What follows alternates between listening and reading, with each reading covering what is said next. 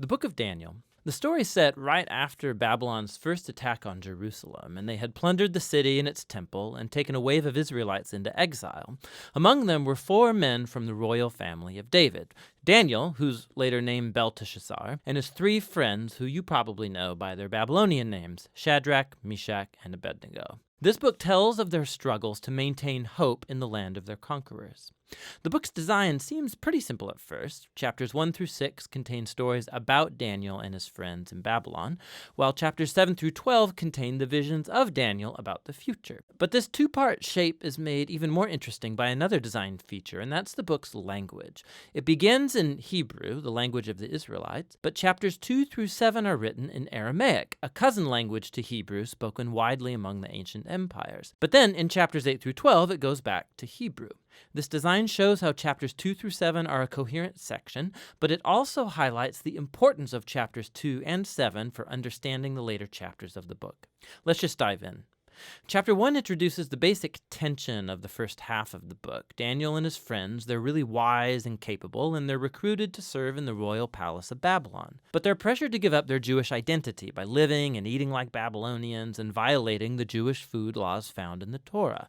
So they refuse, and they choose faithfulness to the Torah, and it puts them in danger. But God delivers them, and they end up being elevated by the king of Babylon. After this begins the Aramaic section, which you'll see has this really cool symmetrical design. So first, the king of Babylon has a dream that, it turns out, only Daniel is able to interpret. It's about a huge statue made of 4 types of metal, and it symbolizes a sequence of kingdoms, and the head is Babylon. But then a huge rock comes flying in, and it shatters the statue, and it becomes this huge mountain. Now, this dream is the first of many symbolic visions in the book, and this one introduces the basic storyline of them all.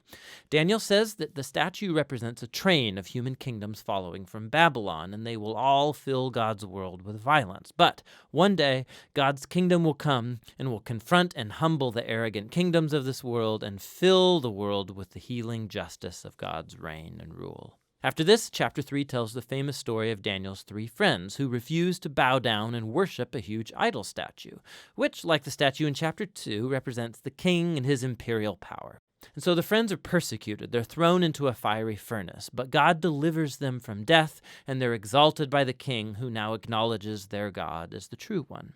After this come a pair of stories about 2 Babylonian kings, the father, Nebuchadnezzar, and then his son, Belshazzar. They're both filled with pride because of their imperial power, and so, like in chapter 2, God warns them both through dreams and then visions, which, also like chapter 2, only Daniel can interpret. He says that both kings are to humble themselves before God, and both kings arrogantly resist.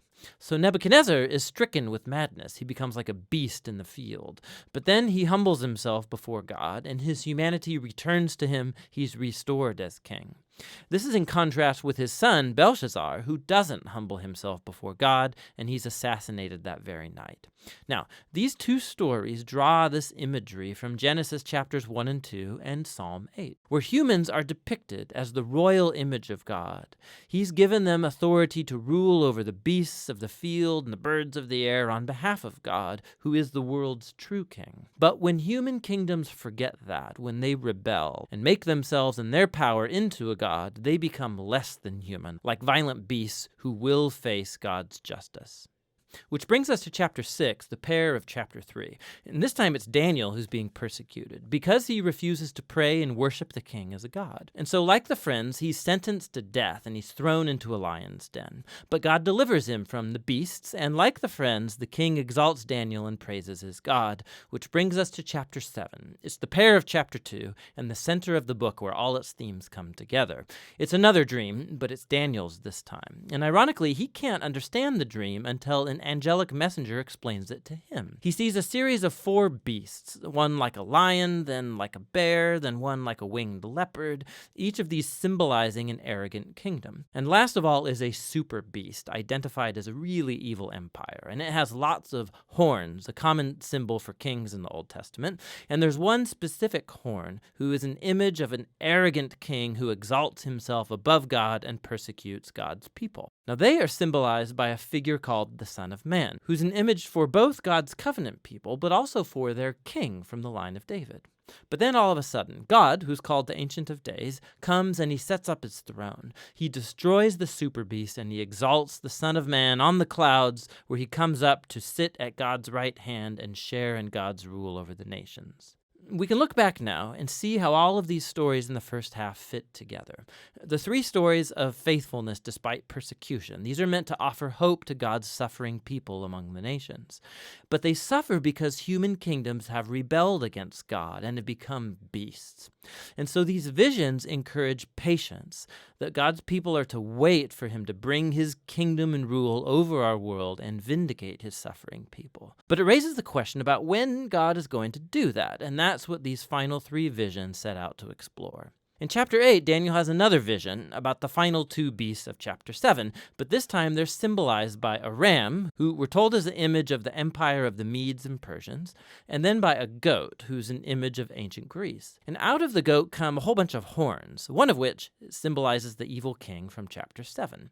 And we're told more about him, that he will attack Jerusalem and exalt himself above God and defile the temple with idols. However, in the end, he will be destroyed by God, who will exalt his people and his kingdom. Now, by chapter 9, Daniel is very puzzled, especially as to when all of this is going to take place. And so he consults the scroll of the prophet Jeremiah, where God said that Israel's exile would only last 70 years. So for Daniel, the 70 years is almost up. And so he asks God to fulfill his promise soon. But an angel comes and informs him that Israel's sin and rebellion has continued.